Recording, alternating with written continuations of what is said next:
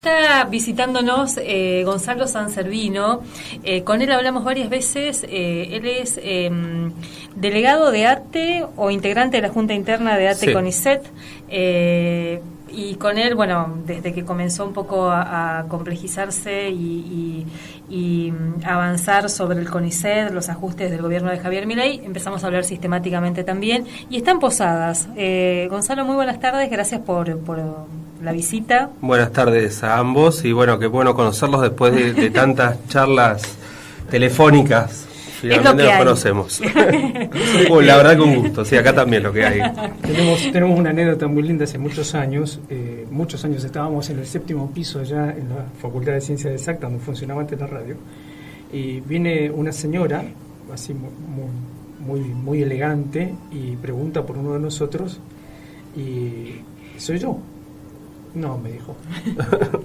Evidentemente la relación que había establecido con la voz no era la que podía establecer con el cuerpo. Así que bueno, esas cosas. ¿Quién eras no para tengo contradecirle?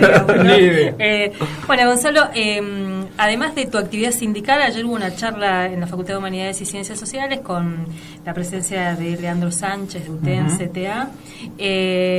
Y hoy hay otra charla que ya nos va a anticipar, presentando un poco este texto, Argentina 2050, una vía socialista posible. Pero bueno, contanos un poco de tu agenda acá en Misiones.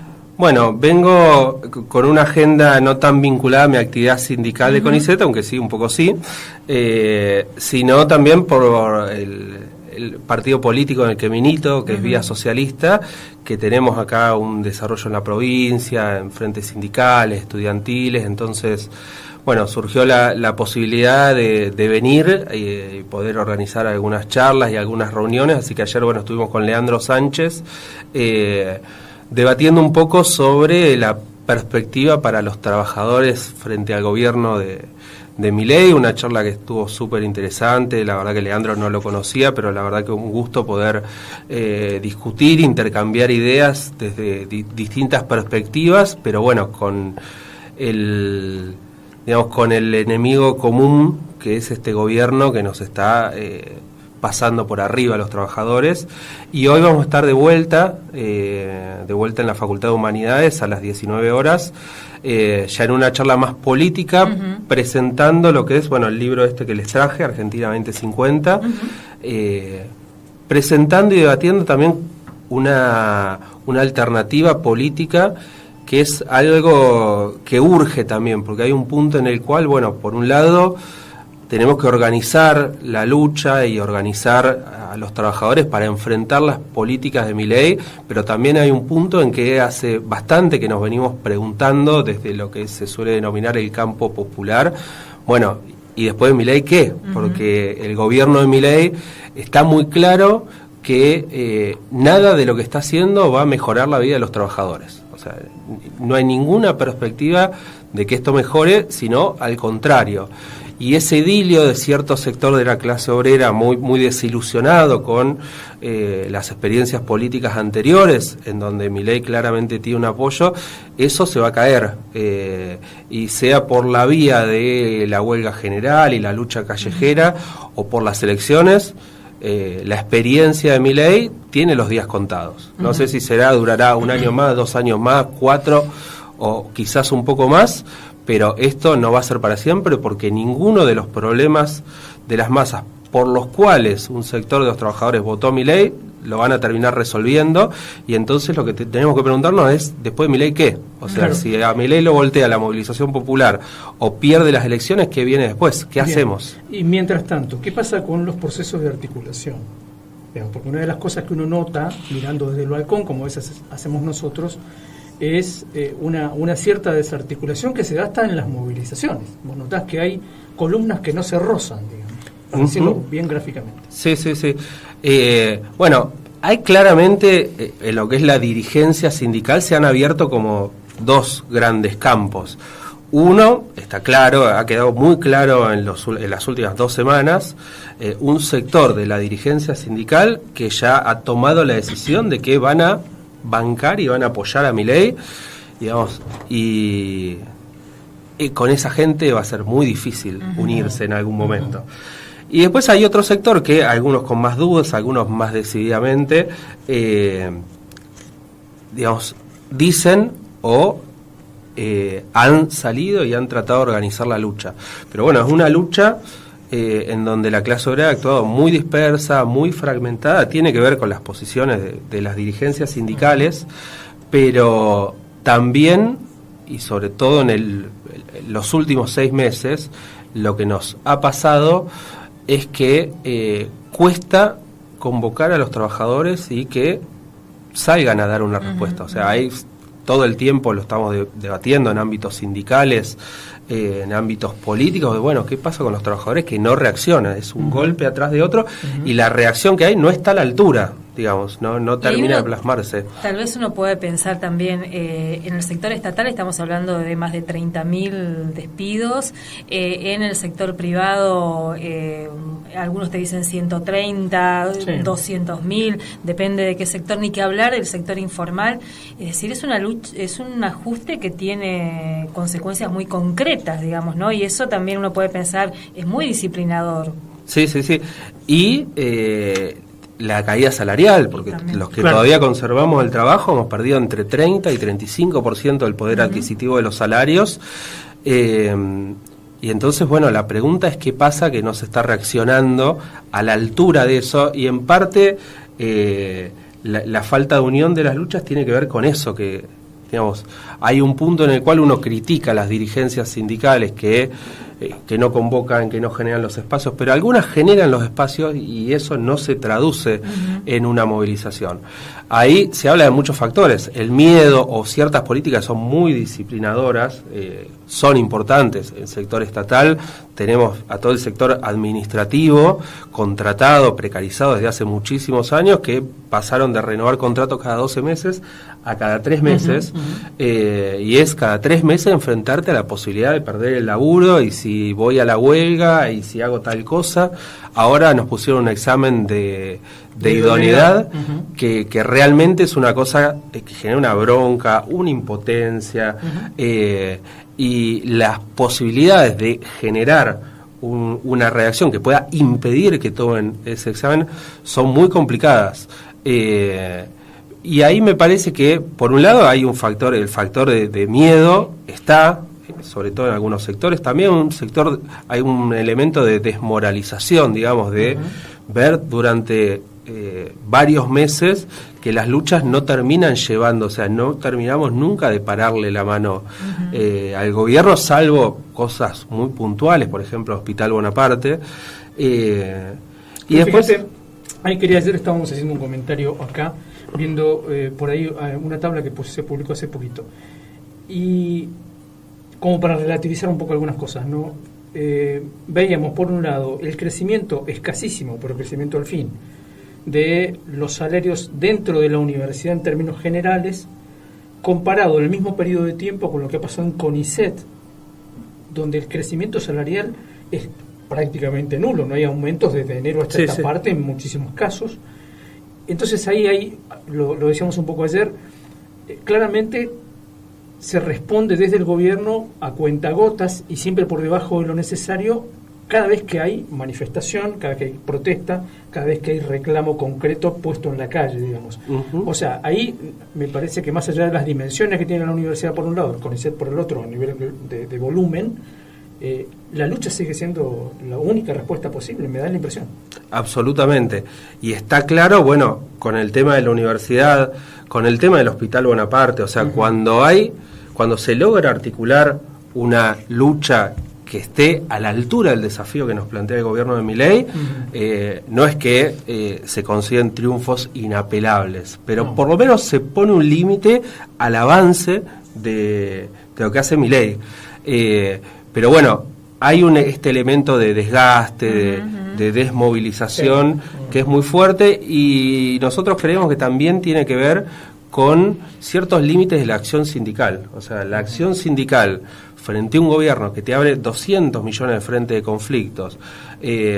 Lo charlábamos ayer en la charla que tuvimos con Leandro Sánchez, de las luchas muy importantes que se dieron, que también fueron muy efectivas acá en la provincia de Misiones, la lucha docente, la lucha de la salud, que terminaron generando pequeño triunfo, o sea, hubo un aumento de los salarios docentes importante a partir de esa lucha. Ahora, esa lucha es muy difícil de sostener de manera permanente, porque la gente tiene que laburar, porque la gente tiene familia, porque no podés estar en la ruta un año entero sosteniendo eso. Entonces, cuando se consigue el triunfo, y la lucha después afloja y el gobierno vuelve a avanzar. Y ahora acá en Misiones tenemos, por un lado, que ya los sueldos docentes van perdiendo eso que ganaron, porque los aumentos están por debajo de la inflación. Y después un avance de la criminalización muy fuerte del gobierno. Y en ese sentido lo que nosotros planteamos ayer en la charla, y hoy vamos a seguir charlando a las 19 horas ahí en la Facultad de Humanidades, es que hay un punto en que también hay un límite a la lucha sindical, o sea que hay un punto en que los trabajadores tienen que empezar a pensar en la política, o sea, empezar a pensar en un proyecto político propio, porque la lucha salarial en un país como la Argentina, donde si te dormís un mes, la inflación te pasó por arriba, de lo que se trata es empezar a pensar cómo los trabajadores nos hacemos con la maquinaria del Estado para cambiar la situación de raíz. Y un poco es alguna de estas cosas que traíamos para charlar hoy. ¿Y cómo resumirías esto que aparece en el libro, y supongo que se va a discutir un poco en la charla, esta vía socialista, que le ponen ustedes vía socialista posible? Además, ¿qué significa eso? A ver, la propuesta de esta política que traemos, que es el programa de Vía Socialista, partido que está buscando la personería electoral para presentarse a elecciones, así que también es un buen momento para que quienes estén interesados puedan darnos la adhesión y la afiliación que necesitamos para poder presentarnos. Nuestra propuesta, digamos, el primer punto es que la Argentina necesita crecer, o sea, necesita una economía pujante. No podemos seguir con políticas y con gobiernos que apuestan a distribuir una riqueza que no hay. Está claro que el mercado no va a resolver los problemas de los trabajadores. Está claro que las políticas de Milei tienen patas cortas, porque a la larga la gente se da cuenta que el mercado no le resuelve los problemas, que el mercado lo que hace es dejar librado la reproducción de la vida al interés empresario, que es la ganancia, no es que los trabajadores estén bien. El mercado no nos va a resolver los problemas. Pero por otro lado, ahí podemos tener un consenso en la necesidad de la presencia del Estado, en la necesidad de políticas estatales, en la necesidad de el protagonismo de los trabajadores en ese proceso. Ahora, hay un punto en el que hay que discutir qué Estado, para qué, hacia dónde, qué es lo que tiene que hacer, y nosotros creemos que un punto central es que el Estado tiene que ser el motor de desarrollo de la economía. No podemos seguir con una economía estancada, que con una industria que no es capaz de exportar, que queda reducida al mercado interno. O sea, la propuesta que traemos es pensar cómo hacer para que la Argentina se convierta en un país rico, próspero, y que eso nos dé para repartir algo más que la miseria que suele ser lo que reparten gobiernos que no han resuelto los problemas económicos. Es una propuesta de desarrollo y es una propuesta socialista, porque creemos que esa propuesta de desarrollo, un Estado que deje de ser el que le marca los marcos de juego a empresas que tienen que ser las que producen la riqueza, y que sea el Estado el productor de la riqueza, que sea el Estado a través de empresas estatales productor de la riqueza, no se puede hacer en los marcos de un sistema capitalista. Por eso es una propuesta de desarrollo socialista. Hay un contexto mundial que me parece que es interesante que también lo metamos en el cóctel, que tiene que ver con un fenómeno de los últimos 10 años, ¿no? La aparición de estas mega empresas. Hay 8 tipos que tienen más plata que el 60% de la población del planeta. Hay uno de ellos que se toma un cohete y se va a dar una vuelta por la luna y baja de nuevo. O sea, ese es el nivel de obscenidad de esas riquezas, ¿no? Y estos no son actores ni neutrales, sino pensar en Brasil y lo que Elon Musk ha significado para el gobierno de Lula en los últimos tiempos. Entonces, y lo que puede significar. Y lo que puede seguir significando, claramente, ¿no? ¿Cómo analizan ese elemento dentro del contexto? Bueno, claramente una propuesta de este tipo sería una isla, digamos, en un mar muy hostil a esto. Pero un mar que está muy revuelto, digamos. El escenario internacional, otra de las novedades del escenario internacional en los últimos 20 años, es el ascenso de China con un perfil completamente, sin dejar de ser un país capitalista. China es un país capitalista, pero con un perfil completamente diferente al de su rival en el escenario internacional, que es Estados Unidos. O sea, la potencia de la industria y la tecnología china está dada por las empresas estatales, o sea, es el Estado el que está detrás de cada una de las empresas chinas, Huawei y todas las que vemos, que van inundando mercados, algunas completamente desconocidas. Por ejemplo, ahora Techint está a las puteadas, perdón por la palabra, con el gobierno, porque el gobierno se empieza a acercar a China. ¿Y cuál es el peligro que ve Techint? El acero chino. El acero chino, entra el acero chino acá y va a América Latina, no solo a la Argentina, y barre con el mercado de Techint. Ahí hay un escenario internacional en el cual, digamos, la Argentina puede jugar un juego en el que, bueno, digamos, podemos tener muchos aliados para muchas cosas, recibir ayuda de lugares menos esperados. Pero lo que hace falta, más allá de ese escenario internacional, que seguramente va a ser hostil a cualquier proyecto de desarrollo autónomo socialista, es qué es lo que hacemos nosotros acá. Después veremos con qué nos tiran y cómo nos amacamos en un escenario donde la rivalidad, digamos, que no sea un mundo unipolar, sino un mundo multipolar, abre un escenario en el cual, bueno, el enemigo de mi enemigo puede llegar a ser un aliado circunstancial. Pero más allá de eso, de lo que se trata primero es de que haya un proyecto en la Argentina que permite una senda de desarrollo para transformar la Argentina. Lo que está claro es que no podemos seguir como estamos viviendo, que ni el mercado ni políticas de distribucionistas, mercado internistas que han marcado claramente su límite nos van a resolver los problemas, porque hace 70 años que la Argentina viene. Y además uno puede pensar, la Argentina, con la extensión territorial que tiene, los recursos o bienes naturales que tenemos, desde agua, litio, gas, petróleo, pesca. Es difícil explicar que hoy seamos casi una gran villa miseria con bolsones de pobreza e indigencia como los que tenemos.